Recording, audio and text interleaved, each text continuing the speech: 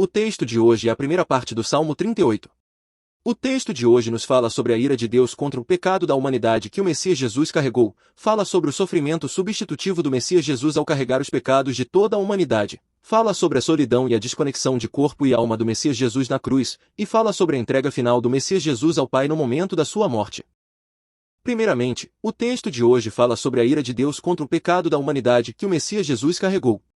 No Salmo 38, 2, lemos: Senhor, não me repreendas na tua ira, nem me castigues no teu furor. Porque as tuas flechas se cravaram em mim, e a tua mão sobre mim desce. Senhor, não me repreendas na tua ira, nem me castigues no teu furor. Porque as tuas flechas se cravaram em mim, e a tua mão sobre mim desce. Esta palavra é, neste momento, a oração de Jesus, o Messias, sobre a cruz. Claro, aqui o eu na primeira pessoa refere-se ao Messias Jesus, e aqui a ira e o furor do Senhor referem-se ao justo juízo de Deus contra o pecado da humanidade. Então, por que Jesus, sendo ele sem pecado, faz tal oração na cruz? Aqui podemos confirmar a manifestação do mistério da substituição. Ou seja, Jesus não sofreu apenas dores físicas na cruz, mas estava em um estado de carregar em seu próprio corpo, em lugar de nós, todos os pecados da humanidade. Sobre isso, 2 Coríntios 5:21 diz, aquele que não conheceu o pecado, Deus o fez pecado por nós, para que, nele, fossemos feitos justiça de Deus. Portanto, podemos saber que a ira e o furor de Deus aqui manifestados não são dirigidos a Jesus pessoalmente, mas são o justo juízo de Deus contra o pecado humano que Jesus carregou. Logo, o clamor de Jesus na cruz, Deus meu, por que me desamparaste, foi justamente essa ira de Deus, isto é, o sofrimento da separação de Deus e do juízo causado pelo pecado. Em outras palavras, esta palavra é a oração desesperada do Messias, o substituto, que, prestes a beber do cálice da ira ou estando no meio do sofrimento, clama a Deus dizendo, a tua ira é tão temível e pesada. Como é isso? Jesus não tinha pecado, mas colocou-se no lugar do pecador, na cruz. E, naquele lugar, embora Jesus tenha orado para que afastasse a ira, vemos que, no fim, ele bebeu até a última gota do cálice do furor e castigo de Deus na cruz. Como resultado, nós, humanos, que deveríamos ter recebido a ira, podemos confirmar que, ao crer nisto, isto é, ao crer no mérito do sangue de Jesus Cristo, fomos libertos para sempre da ira e do furor de Deus. Isso pode ser considerado o cumprimento completo de Isaías 53:5, o castigo que nos traz a paz estava sobre ele. Logo, a palavra do texto de hoje é o clamor de substituição de Jesus, que é proferido ao carregar, em nosso lugar, a ira de Deus que nós, humanos, deveríamos receber na cruz. Porque as tuas flechas se cravaram em mim, e a tua mão sobre mim desce. Aqui, as flechas simbolizam o juízo e a punição fatais de Deus contra o pecador. Ou seja, nós, humanos, devido ao pecado, tínhamos o destino de morrer eternamente, atingidos pela flecha fatal do juízo de Deus. Mas, na cruz, quando Jesus se colocou no lugar onde nós, humanos, deveríamos estar, Deus disparou a flecha da sua justiça contra o pecado, não, contra o coração de Jesus, o justo.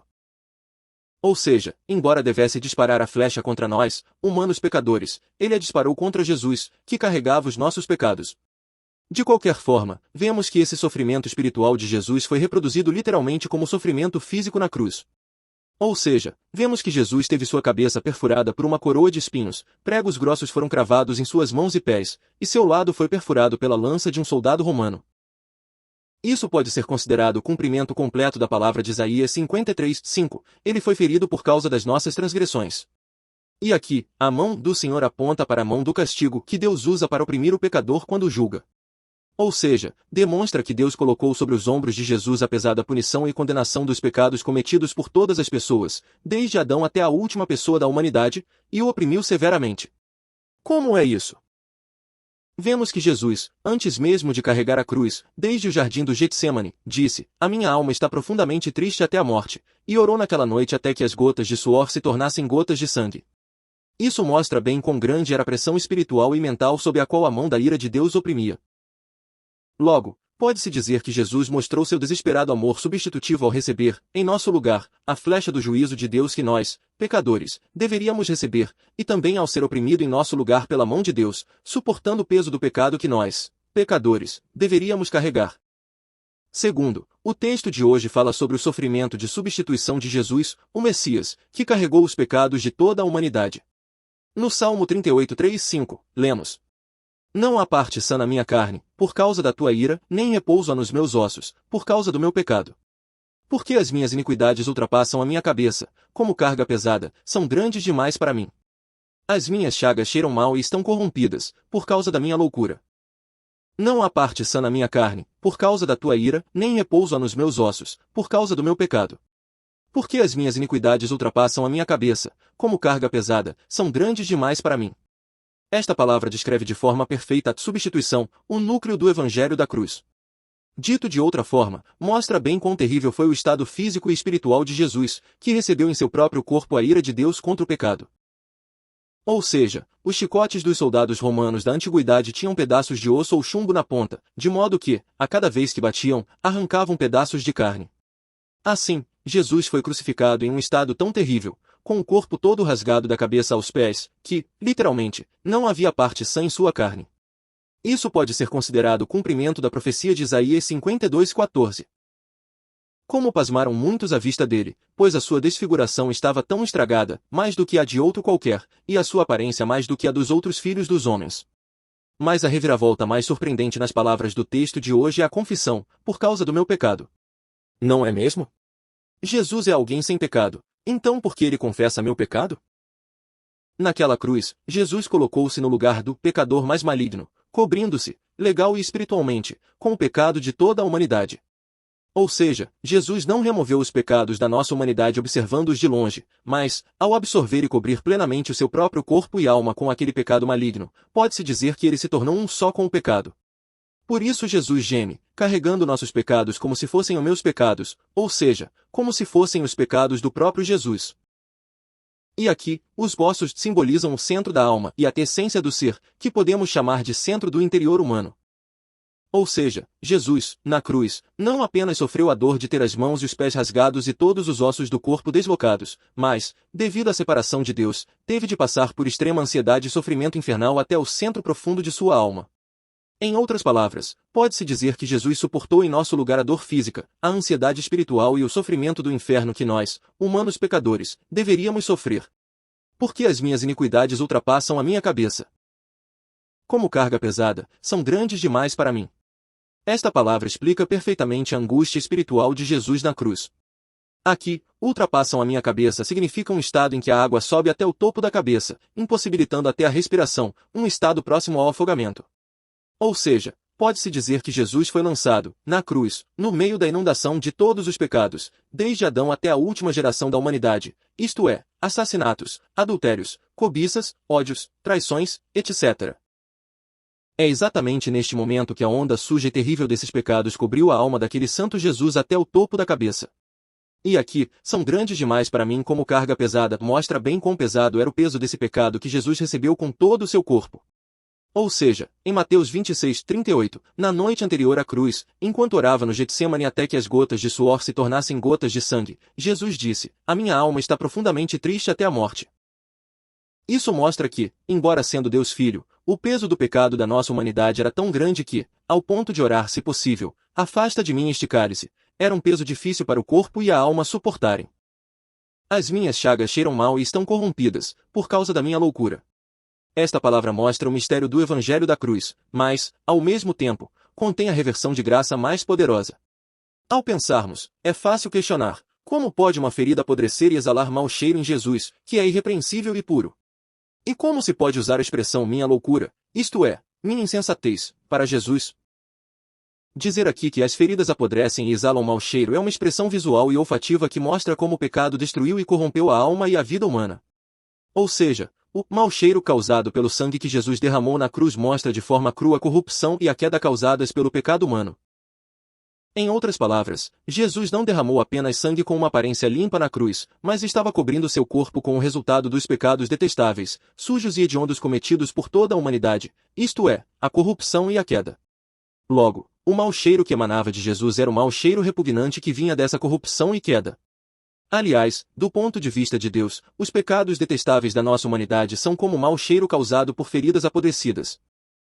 Portanto, provavelmente Jesus, sendo Deus Filho, sentiu o mau cheiro desses pecados mais dolorosamente do que qualquer um. No entanto, na cruz, Jesus estava cobrindo-se inteiramente com o mau cheiro dos nossos pecados sujos, como se ele mesmo fosse o protagonista daquela ferida apodrecida. Então, o que significa que, por causa da minha loucura? Jesus é a própria sabedoria de Deus e nunca foi alguém louco ou insensato. Sendo assim, por que essa confissão pode ser a confissão de Jesus?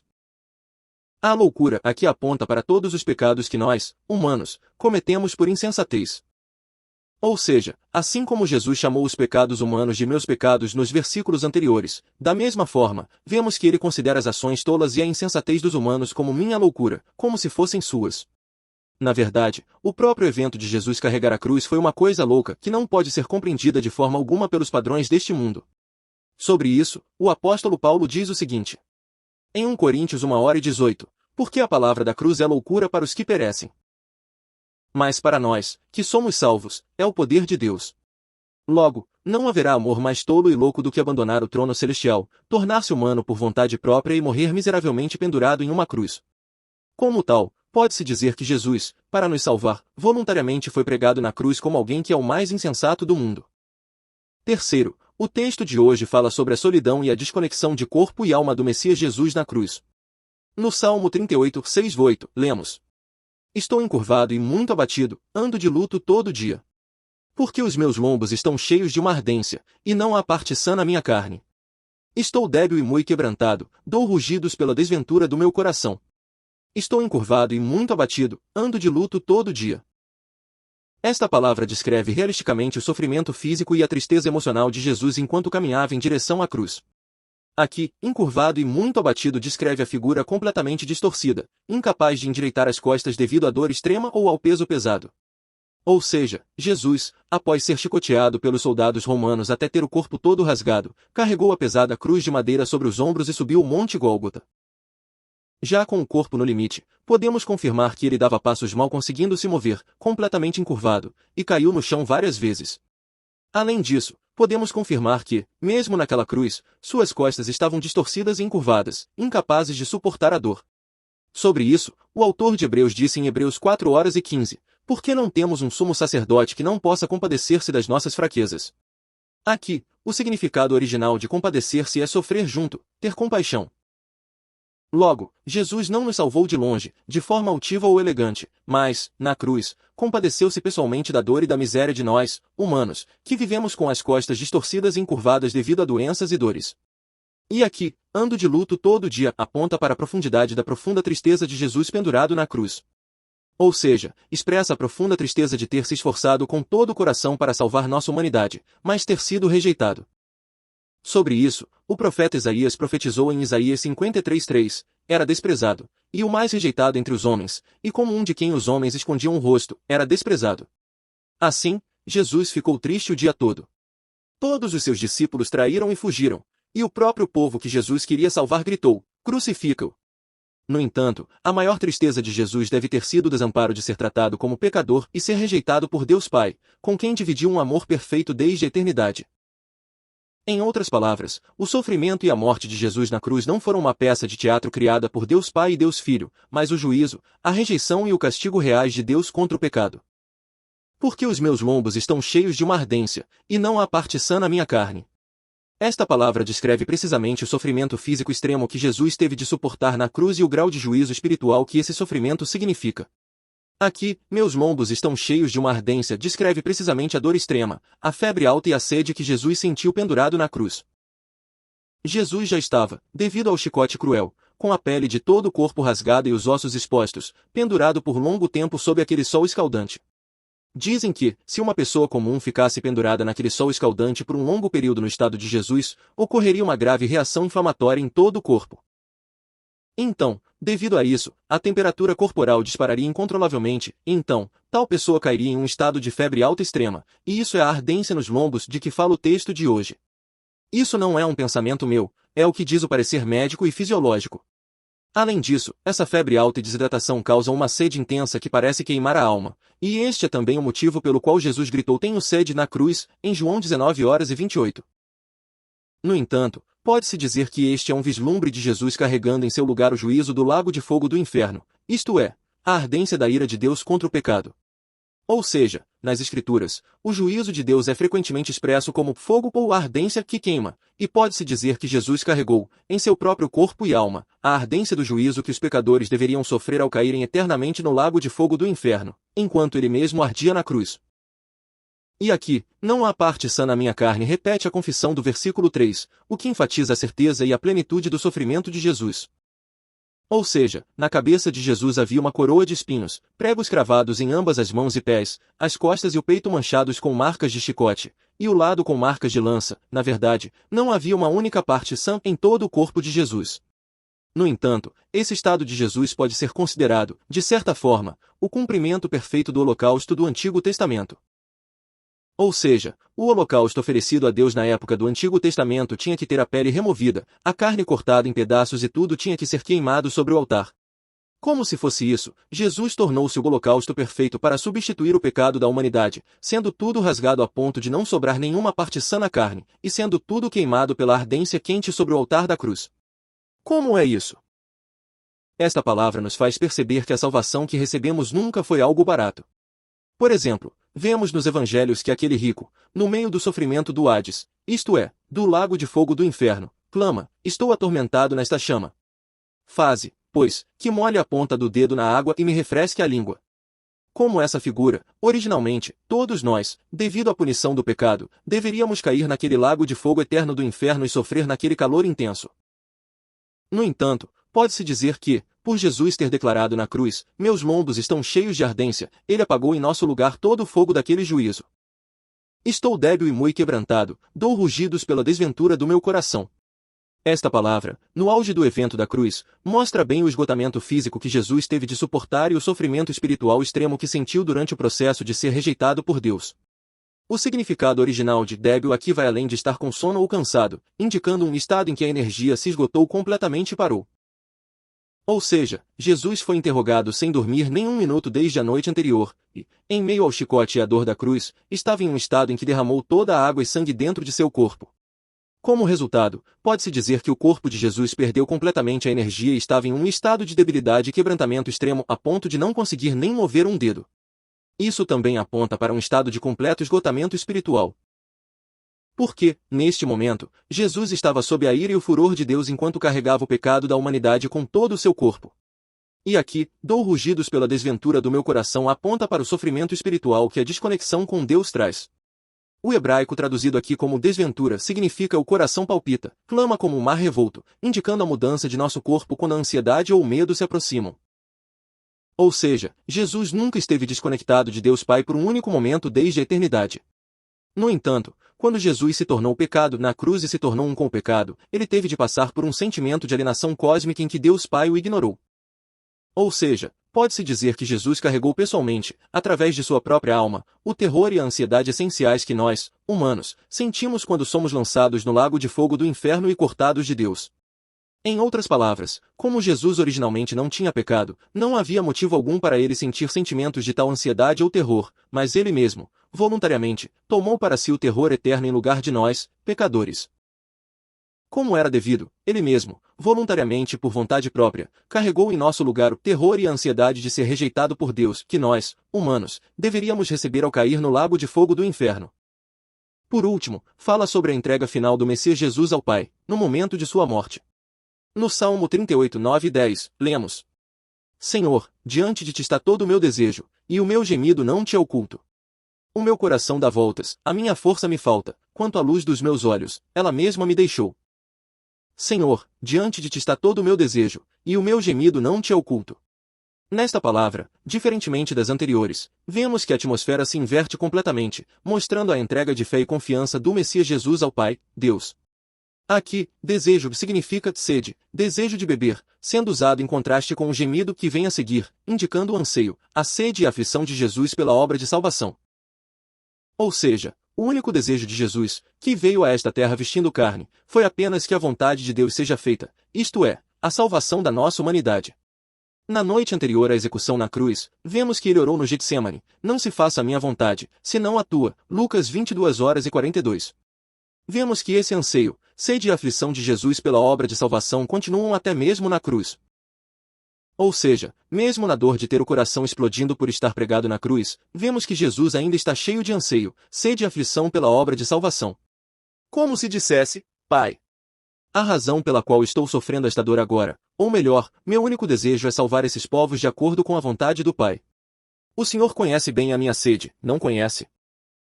Aqui, todo esse meu desejo e gemido estão diante do Senhor, e não ocultos diante do Senhor indica a certeza e a confiança de que o meu desejo e gemido chegaram a Deus e que Deus está vendo tudo. No entanto, ver tudo aqui vai além de Deus simplesmente ver, indicando que ele ouvirá e responderá ao desejo e ao gemido de Jesus. Porque, no pensamento hebraico, Deus ver significa que Deus age e se responsabiliza. Será por isso? Mais tarde, vemos que esse Deus ver leva à ressurreição de Jesus, em seguida, a obra de salvação após a ressurreição. Aliás, neste exato momento, Jesus continua intercedendo por nós, e essa intercessão continua chegando a Deus, continua colocada diante de Deus, e pode-se dizer que Deus está vendo tudo. Ou seja, a intercessão de Jesus ainda hoje continua sendo testemunhada e manifestada como Deus salvando nossa humanidade. O meu coração dá voltas, a minha força me falta, quanto à luz dos meus olhos, ela mesma me deixou. Esta palavra descreve, de forma surpreendente e realista, o momento em que Jesus expira na cruz. O hebraico sechachar, traduzido aqui como dar voltas, não significa apenas um nível de palpitar, mas agitar-se loucamente, redemoinhar violenta e irregularmente. Pode-se dizer que esta é a etapa que causa espasmos pouco antes de o coração parar, junto com a dor de sentir o peito rasgar. Ou seja, médica e fisiologicamente, pode-se dizer que é um estado em que a morte é iminente. E aqui, a minha força me falta pode ser dito como o mesmo estágio em que Jesus declara na cruz, está consumado. Ou seja, Jesus, ao carregar o peso do pecado da humanidade e receber a ira de Deus, gastou toda a sua energia, por isso, agora, indica um estado de total impotência e esgotamento, em que não resta força nem para empurrar o corpo para cima para respirar. E aqui, a luz dos meus olhos, ela mesma me deixou indica o fim da vida e a perda da visão. Ou seja, quando a morte de uma pessoa é iminente, médica e fisiologicamente, disse que, à medida que o fluxo sanguíneo para o cérebro e os olhos é bloqueado, perde-se primeiro a visão. Isso indica que a luz da vida nos olhos de Jesus está desbotando e que a morte é iminente. Dito de outra forma, pode-se dizer que isso profetiza exatamente o momento da morte que aparece nos evangelhos, registrado em João 19h30, quando Jesus inclina a cabeça e entrega o Espírito. Como é isso? Podemos ver que a morte de Jesus na cruz que testemunhamos agora nunca foi um acidente incidental ocorrido na história. O fato de que a profecia do texto de hoje, proclamada há 1000 anos, foi cumprida exatamente nos batimentos cardíacos de Jesus que paravam, nos faz saber que todo este processo seguiu sem o menor erro dentro do enorme projeto que é a providência de Deus. Logo, as pessoas podem pensar que Jesus morreu porque não tinha forças, mas Deus estava cumprindo o plano eterno de romper o poder da morte através da morte de Jesus. Aliás, pode-se dizer que mesmo no momento desesperador em que o coração de Jesus explodia e a luz dos olhos desaparecia, a predeterminação de Deus ainda brilhava, e a impotência e o quebrantamento totais de Jesus tornaram-se o selo que confirma a salvação de Deus em nossa direção.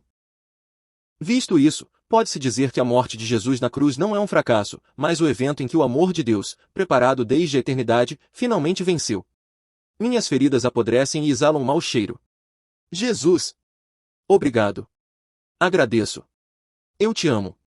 Creio que a morte de Jesus na cruz é o plano de Deus desde a eternidade e um evento surpreendente realizado pelo poder e sabedoria de Deus. Quem poderia profetizar o coração do Senhor que estava pendurado na cruz sangrando até a morte? E quem poderia realizá-lo exatamente assim? Confesso que este é um evento surpreendente que só Deus, que vive e age até hoje, poderia realizar. Abençoa-nos para que todos nós, que cremos no mérito do sangue de Jesus Cristo, possamos entrar no reino dos céus. Abençoo e oro em nome de Jesus. Amém.